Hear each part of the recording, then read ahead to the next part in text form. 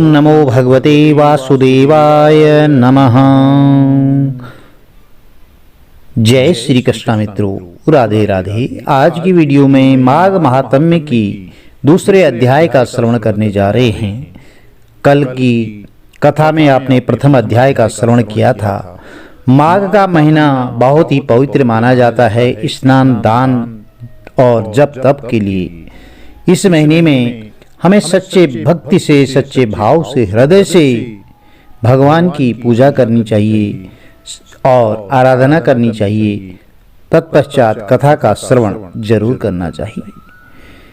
इसको सुनने से व्यक्ति के मनोवांछित फलों की प्राप्ति होती है और जन्म जन्मांतर के बंधन से मुक्ति मिलती है। जो भी जातक सच्चे मन से भगवान श्री हरि विष्णु और भगवान श्री कृष्ण की आराधना करता है, उनकी रोग व्याधि दुख दरिद्रता सब दूर होते हैं। प्रिय भक्तजनों, कथा में अंत तक जरूर बने रहिए। कल की कथा में आपने प्रथम अध्याय सुना। माघ का महीना बहुत बड़ा हमारे धर्मशास्त्रों में महत्वपूर्ण है। माघ के महीने में गंगा स्नान बहुत ही शुभ बताया गया है। यदि आप प्रयागराज किसी गंगा नदी, पवित्र नदी के तट के आसपास रहते हैं तो आप स्नान जरूर करें ब्रह्म मुहूर्त में उठकर, और अन्यथा आप अपने घर में नहाने वाली बाल्टी में थोड़ा सा गंगा जल मिश्रित करके मां गंगा का भाव करते हुए जरूर स्नान करें और भगवान सूर्यदेव को एक तांबे के लोटे से जल जरूर अर्पित करें। चलिए दूसरे अध्याय की कथा श्रवण करते हैं। बोलिए शंकर भगवान की जय, श्री हरि विष्णु भगवान की जय, गणपति गजानन महाराज की जय, कृष्ण कन्हैया लाल की जय। व्यास जी कहने लगे, इस प्रकार राजा के वचन सुनकर के मुनि बोले, अंधकार को दूर करने वाले सूर्य नारायण शीघ्र ही उदित होना चाहते हैं। हे राजन, यह समय स्नान करने का है, कथा का नहीं। स्नान करने के पश्चात तुम अपने कुलगुरु वशिष्ठ जी से जाकर पूछो। ऐसा कहकर मौनी तपस्वी स्नान करने चले गए। राजा दिलीप भी वहां स्नान करके प्रसन्नता पूर्वक अपने नगर को गया। राजा ने रनवास में जाकर के वानप्रस्थ ऋषि की कथा सुनाई। व्यास जी बोले, राजा रात्रि में सुख से सोया। प्रातःकाल उठकर सफेद घोड़ों के रथ पर बैठकर सफेद छत्र और चंवर से शोभायमान आभूषणों और सुंदर वस्त्र धारण किए हुए मंत्रियों और अनेक प्रजागणों सहित वशिष्ठ ऋषि के आश्रम पर पहुंचा। वह ब्रह्म ऋषि को स्तुति करके अर्घ्य देकर आशीर्वाद पाकर सुख सहित आसन पर बैठा। जब ऋषि ने राजा से कुशल क्षेम पूछा तब राजा ने प्रसन्न होकर के कहा, सब प्रकारेण कुशलता है। राजा ने वैखानस के कहे हुए प्रश्न को पूछा, फिर कहा, हे भगवान, आपकी कृपा से मैंने विस्तार पूर्वक आचार, दंड, नीति, राजधर्म और चारों आश्रमों की क्रियाओं को सुना है। दान विधान, यज्ञ की विधियां, व्रत की प्रतिष्ठा और भगवान श्री हरि विष्णु की आराधना की विधि भी सुनी है। हे तपोधन, अब आप माघ स्नान के महात्म्य को नियम पूर्वक विधि सहित मुझसे कहिए। तो वशिष्ठ जी कहने लगे, आपके दोनों लोक के कल्याण करने वाले मुनि और वनवासियों के भी अंतःकरण को पवित्र करने वाले इस माघ स्नान के बारे में पूछा है। हे राजन, स्त्रियों के ऋतु भोग से जो अखंडित हैं, अग्नि, यज्ञ, दान आदि तथा कुआं आदि खुदवाने से रहित जो मनुष्य वर्ग गाय, भूमि, तिल, वस्त्र, स्वर्ण, धेनु, अन्न, अश्व आदि का दान करने, त्रिरात्र कठिन चंद्रव्रत और पराक्रव्रत द्वारा जो अपने शरीर को बिना यत्न किए स्वर्ग प्राप्त करने की अभिलाषा रखते हैं, उन्हें सदा माघ स्नान करना चाहिए। ऐसा करने से मनुष्य अवश्य ही परिवार वाला और राजा होता है।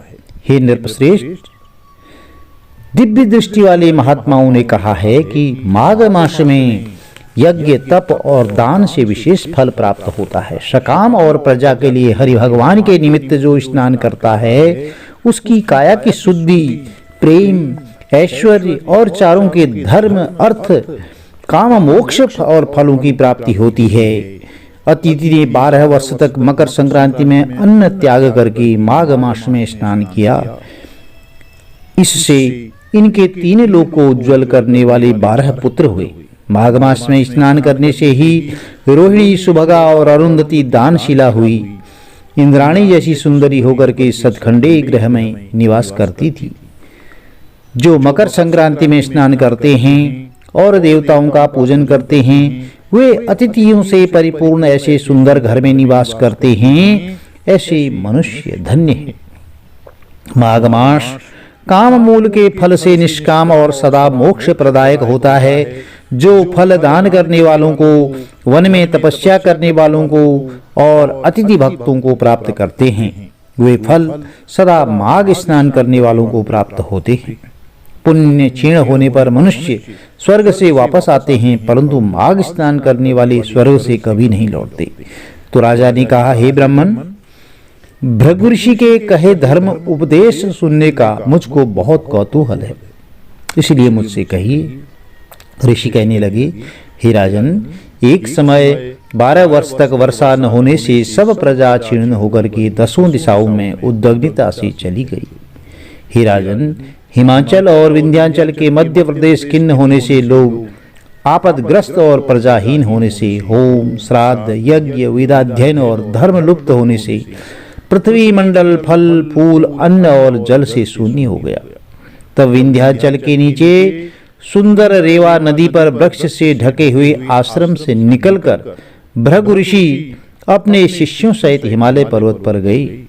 वहां पर कैलाश पर्वत के पश्चिम की ओर ऊंचे मणिकूट स्वर्ण पर्वत के नीचे आधा भाग स्फटिक विल्लोर से सफेद और बीच का भाग नीले शिलाओं से युक्त सुंदरता में नीलकंठ पक्षी के समान था। उस पर्वत के मध्य में नीली और सुनहरी रेखाएं काले मेघों में चमकती हुई बिजली की शोभा देती थी। पर्वत की चोटी नीली और नीचे का कमर का भाग सुनहरा होने से यह पीतांबरधारी भगवान कृष्ण के सदृश शोभायमान था, जिसके स्वच्छ शरीर पर चमकती हुई दिव्य औषधियां रात्रि में अनेक दीपकों से परिपूर्ण दिखाई देती हैं।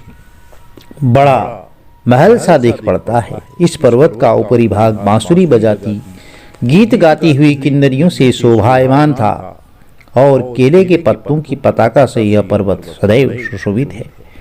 यह पर्वत पन्ना, नीलम, पोखराज और इसकी चोटी सफेद पत्थरों के बीच से निकलती हुई रंग बिरंगी किरणों से इंद्रधनुष के समान दिखाई देता है। स्वर्ण आदि धातुओं से और विभिन्न प्रकार के चमकीले रत्नों से शोभायमान अग्निज्वाला के समान चारों ओर फैली है।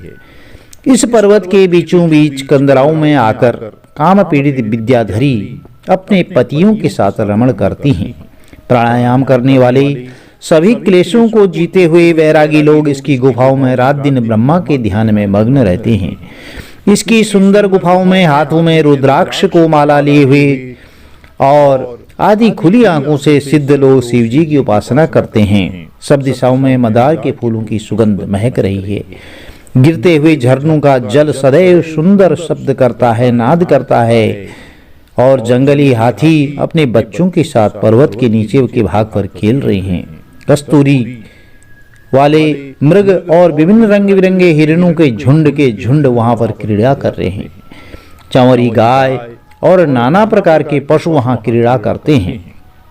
कबूतर, चकोर, पपीहा इत्यादि पक्षी वहां बोल रहे हैं। यह पर्वत सदा राजहंस और मयूरों से शोभायमान दिखाई देता है।